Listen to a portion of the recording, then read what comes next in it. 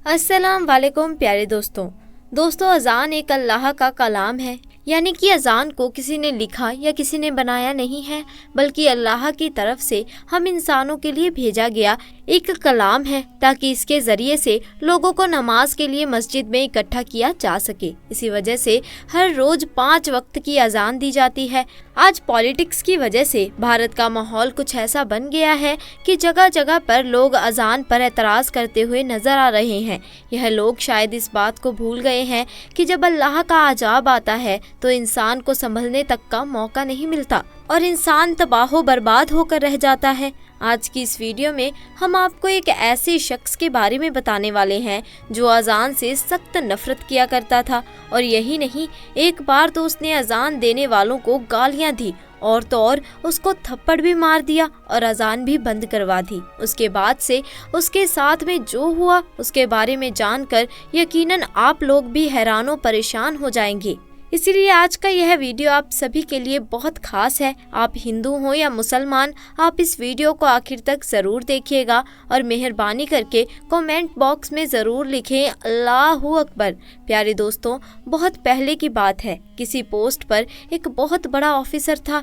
एक बार किसी खास काम की वजह से उसका तबादला यानी उसका ट्रांसफ़र मुस्लिम इलाके में हो गया। इत्तेफाक से उसको जो वहाँ पर रहने के लिए मकान मिला उसके करीब ही एक मस्जिद थी जिसमें 5 टाइम रोज़ाना अजान दी जाती थी। एक दिन वह ऑफिसर अपने मकान के अंदर सो रहा था कि इतने में मस्जिद में फजर की अजान होने लगी, यानी कि उसके कानों में अजान की आवाज़ ज़ोर से पड़ने लगी, जिससे उस ऑफिसर की आंखें खुल गई। यह देखकर उस ऑफिसर को बड़ा गुस्सा आया, इसीलिए उसने सुबह होते ही उस मौज़ीन को यानी कि अजान देने वाले को अपने पास बुलाया और उसे कहने लगा कि कल से सुबह की अजान लाउड स्पीकर में मत देना, क्योंकि मेरा घर मस्जिद के करीब में है और सुबह अजान की वजह से मेरी नींद में खलल पैदा होती है, यानी कि मेरी नींद खराब होती है। यह सुनकर अजान देने वाले मौज़ीन ने कहा कि साहिब, यह तो अल्लाह का कलाम है, इसको सुनकर तो सुबह सुबह दिल को सुकून पहुंचता है, और अगर मैं सुबह सुबह लाउड स्पीकर में अजान ना दूंगा तो जो बूढ़े बुजुर्ग लोग हैं उनकी आंखें कैसे खुलेंगी। और यही नहीं, बहुत से बूढ़े बुजुर्ग लोग ऐसे भी हैं जिनके पास वक्त देखने के लिए घड़ी भी नहीं है, या फिर उनको घड़ी में टाइम देखना नहीं आता। ऐसे लोग तो सुबह सुबह अजान की आवाज़ सुनकर ही मस्जिद में नमाज पढ़ने आते हैं। और साहिब, अजान की आवाज़ सुनकर आप भी जल्दी सुबह उठ जाया करो, इससे आपको भी बहुत ही ज़्यादा फ़ायदा होगा। सुबह सुबह जल्दी उठकर आप भी पैदल चला करो, इससे आपके जिस्म को भी काफ़ी फ़ायदा हासिल होगा। वह ऑफिसर तो मुसलमानों के बारे में तरह तरह की बातें सुनकर उनसे पहले ही नफरत करता था, इसीलिए वह फिर इस आदमी की ऐसी बातें सुनकर गुस्से में आकर कहने लगा कि मुझे ज़्यादा समझाने की ज़रूरत नहीं है, और याद रखना, खबरदार, अगर तुमने कल लाउड स्पीकर से सुबह फ़र्ज की अजान दी तो तुम्हारी खैर नहीं। और ऐसे ही उस ऑफिसर ने अजान देने वाले को खरी खोटी सुनाकर भेज दिया, मगर उस अजान देने वाले ने उस ऑफिसर की बातों पर कुछ खास ध्यान नहीं दिया। इसीलिए फिर अगले दिन ही सुबह फ़र्ज की अजान के वक्त लाउड स्पीकर में अजान दे दी।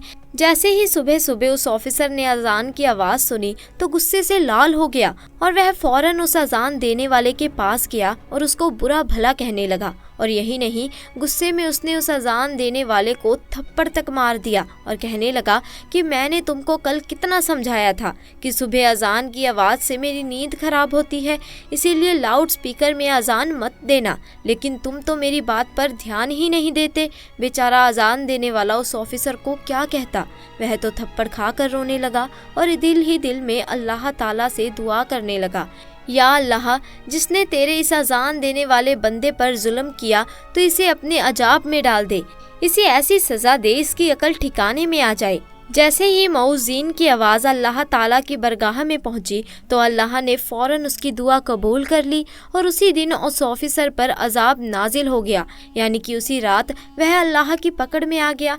जिस रात उसने अजान देने वाले को थप्पड़ मारा, उस रात वह अपने घर में सोया ज़रूर था, मगर सुबह वह उठ ना सका, क्योंकि उसी रात उसके शरीर के आधे हिस्से पर लकवा मार गया। जिसकी वजह से उसके हाथ हिलने के काबिल भी नहीं रहे। उसके बाद उस ऑफिसर का काफ़ी इलाज करवाया गया, मगर उसका वह मर्ज ठीक नहीं हो सका। यह देखकर दफ्तर वालों ने उसे नौकरी से भी निकाल दिया। अब उसके घर में जो मोटी रकम आती थी वह भी आना बंद हो गई। अब घर में पड़ा पड़ा उसकी बीवी को वो परेशान करने लगा और लड़ाई झगड़े करने लगा। उसकी बेचारी बीवी उसकी खिदमत करती थी, उसे अपने हाथों से खाना खिलाती थी, उसके कपड़े बदलती थी, यानी कि हर तरह से उसकी देखभाल करती थी, और इसके बदले में उसकी बीवी को गालियां सुनने को मिलती। इसी तरह से कुछ दिनों के बाद में उसकी बीवी भी उससे तंग आ गई और एक दिन उसकी बीवी ने अपने भाई को फ़ोन कर दिया, भैया मैं इस इंसान से तंग आ चुकी हूँ, पूरे दिन इसकी खिदमत करती रहती हूँ मगर ऊपर से यह मुझे गालियाँ देता है, मारता पीटता है। अब मैं यहाँ इसके साथ नहीं रह सकती, इसीलिए आप मुझे यहाँ से ले जाइए। यह सुनकर उसका भाई उसे फौरन लेने आ गया और फिर उस ऑफिसर की बीवी अपने मायके चली गई। इसी दौरान उस ऑफिसर के दूसरे हिस्से पर भी लकवा पड़ गया। अब उसके जिस्म का दूसरा हिस्सा भी काम करना बंद कर दिया। अब उसकी टांगे सीने से जा लगी थी। अब वह ऑफिसर एक जिंदा लाश बनकर रह गया था। अब ना ही उसके हाथ हिल रहे थे और ना ही उसके पाँव काम कर रहे थे और घर में ना ही कोई उसकी देखभाल करने वाला था।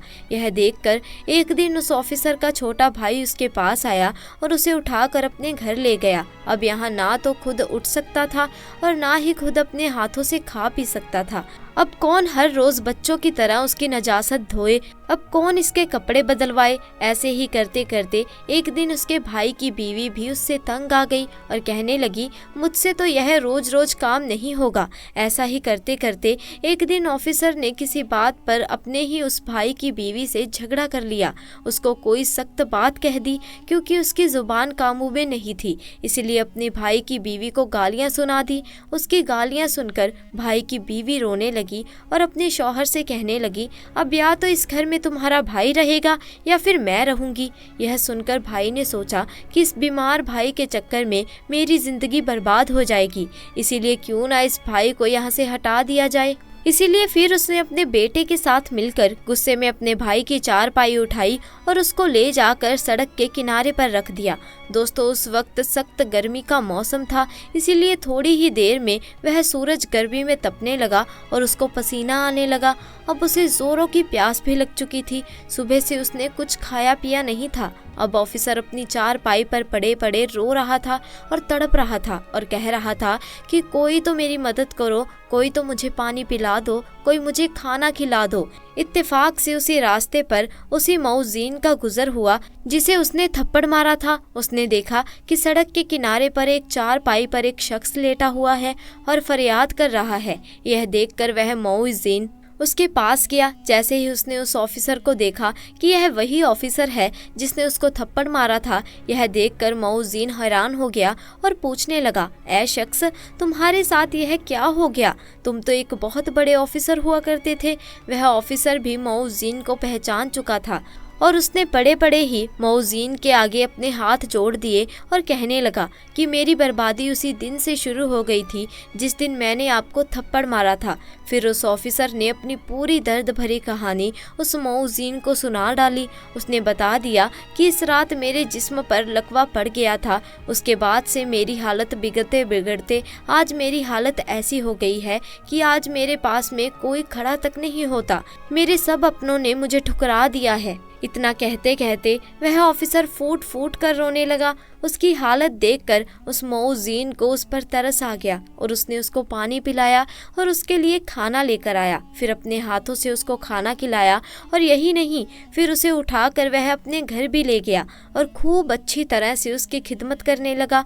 उस मौजीन ने उसे बताया कि तुमने अल्लाह की शान में गुस्ताखी की है, इसीलिए तुम सच्चे दिल से अल्लाह से माफ़ी मांगो। यह सुनकर वह ऑफिसर सच्चे दिल से अल्लाह की बरगाह में रो रो कर अल्लाह से माफ़ी मांगता रहा और साथ ही वह मौजीन उसके हक में दुआ करने लगा। अल्लाह तबारक व ताला ने फ़ौरन उसकी दुआ को कबूल फरमाया और कुछ ही दिनों की खिदमत के अंदर ऑफिसर पूरी तरह से ठीक हो गया और वह उठकर चलने फिरने लगा। सुभान अल्लाह। तो प्यारे दोस्तों याद रखें, जो कोई भी मजलूक पर जुल्म करता है उस पर फिर इसी तरह से अल्लाह का अजाब उतरता है। बाज मर्तबा इंसान अपनी औकात को भूल जाता है। आज हमारे पास वक्त है सही मायने में इंसान बनने का, अपनी औकात याद करने का।